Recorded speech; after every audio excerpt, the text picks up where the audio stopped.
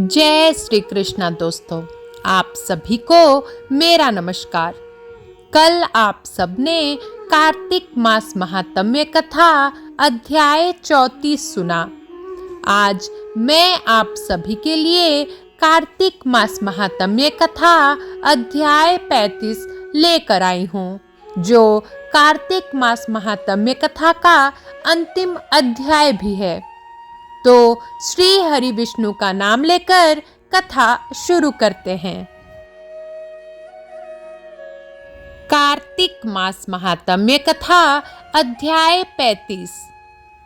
अनुपम कथा कार्तिक होती है संपन्न, इसको पढ़ने से श्री हरि होते हैं प्रसन्न। इतनी कथा सुनकर सभी ऋषि सूत जी से बोले, हे सूत जी, अब आप हमें तुलसी विवाह की विधि बताइए। सूत जी बोले, कार्तिक शुक्ल नवमी को द्वापर युग का आरंभ हुआ है, अतः यह तिथि दान और उपवास में क्रमशः पूर्वाहन व्यापिनी है तथा पराहन व्यापिनी हो तो ग्राह है। इस तिथि को नवमी से एकादशी तक मनुष्य शास्त्रोक्त विधि से तुलसी के विवाह का उत्सव करे तो उसे कन्यादान का फल प्राप्त होता है। पूर्व काल में कनक की पुत्री किशोरी ने एकादशी तिथि में संध्या के समय तुलसी की वैवाहिक विधि संपन्न की। इससे वह किशोरी वैधव्य दोष से मुक्त हो गई। अब मैं उसकी विधि बतलाता हूँ। 1 तोला सुवर्ण की भगवान विष्णु की सुंदर प्रतिमा तैयार कराएं, अथवा अपनी शक्ति के अनुसार आधे या चौथाई तोले की ही प्रतिमा बनवा लें। फिर तुलसी और भगवान विष्णु की प्रतिमा में प्राण प्रतिष्ठा करके षोडशोपचार से पूजा करें। पहले देश काल का स्मरण करके गणेश पूजन करें। फिर पुण्याह वाचन कराकर नांदी श्राद्ध करें। तत्पश्चात वेद मंत्रों के उच्चारण और बाजे आदि की ध्वनि के साथ भगवान विष्णु की प्रतिमा को तुलसी जी के निकट लाकर रखें। प्रतिमा को वस्त्रों से आच्छादित करना चाहिए। उस समय भगवान का आह्वान करें, भगवान केशव आइए देव, मैं आपकी पूजा करूंगा, आपकी सेवा में तुलसी को समर्पित करूंगा। आप मेरे संपूर्ण मनोरथों को पूर्ण करें। इस प्रकार आह्वान के पश्चात 3 बार अर्घ्य, पाद्य और विष्टर का उच्चारण करके इन्हें बारी बारी से भगवान को समर्पित करें।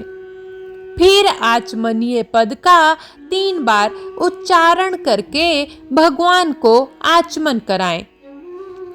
इसके बाद कांस्य के बर्तन में दही, घी और मधु रखकर उसे कांस्य के पात्र से ही ढक दें तथा भगवान को अर्पण करते हुए इस प्रकार कहें, वासुदेव आपको नमस्कार है।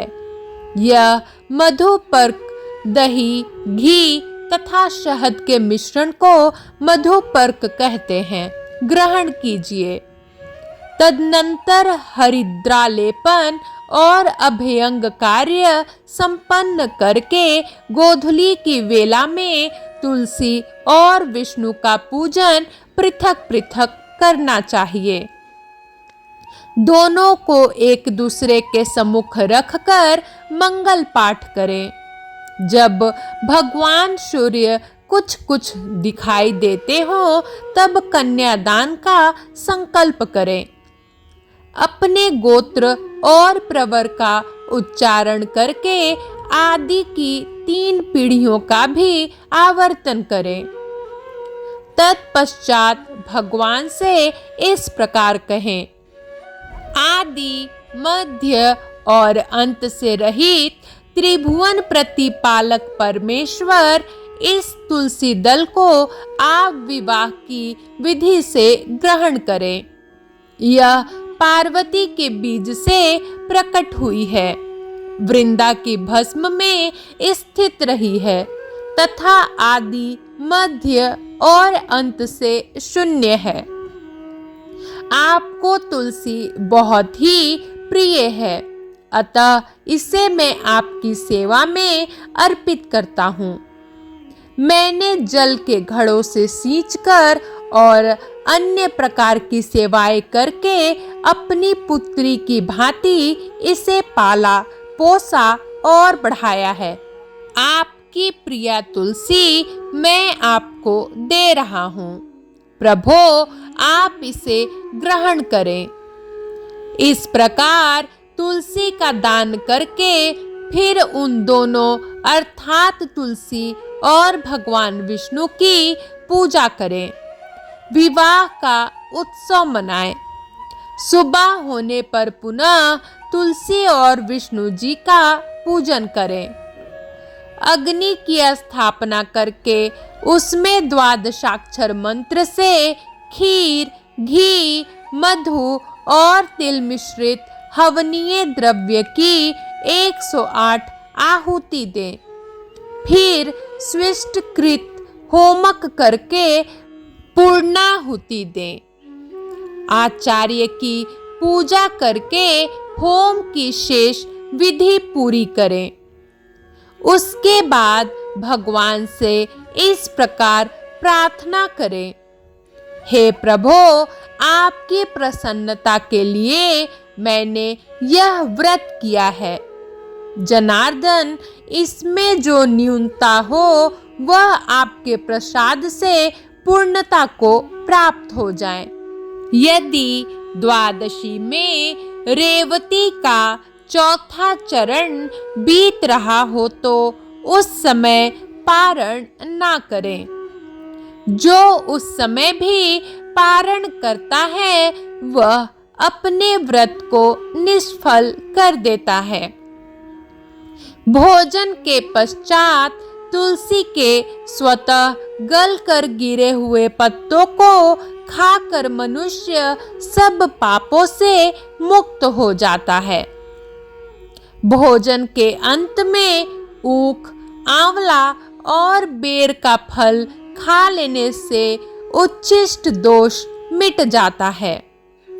तदनंतर भगवान का विसर्जन करते हुए कहे, भगवान, आप तुलसी के साथ बैकुंठ धाम में पधारें।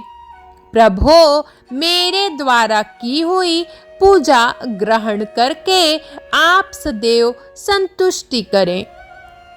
इस प्रकार देवेश्वर विष्णु का विसर्जन करके मूर्ति आदि सब सामग्री आचार्य को अर्पण करें। इससे मनुष्य कृतार्थ हो जाता है। यह विधि सुनाकर सूत जी ने ऋषियों से कहा, हे ऋषियों, इस प्रकार जो मनुष्य श्रद्धा पूर्वक सत्य, शांति और संतोष को धारण करता है, भगवान विष्णु को तुलसी दल समर्पित करता है, उसके सभी पापों का नाश हो जाता है और वह संसार के सुखों को भोग कर अंत में विष्णु लोक को प्राप्त करता है।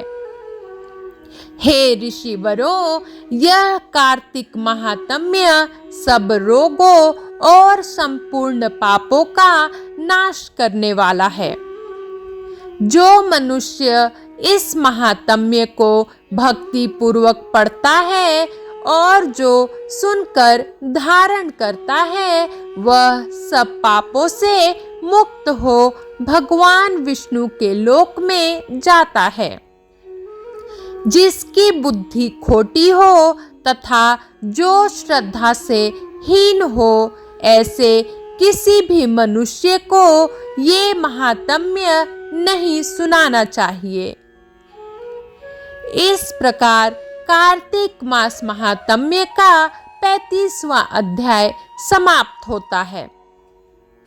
हमें आशा है कि आपने कार्तिक मास महात्म्य का 1 से लेकर 35वां अध्याय तक पूरा सुना होगा। भगवान विष्णु और मां लक्ष्मी आप सभी पर अपनी कृपा बनाए रखें। आप सबसे दूसरे कहानियों और कथाओं के साथ फिर से मुलाकात होगी। तब तक के लिए जय श्री कृष्णा, जय विष्णु भगवान, जय मां लक्ष्मी।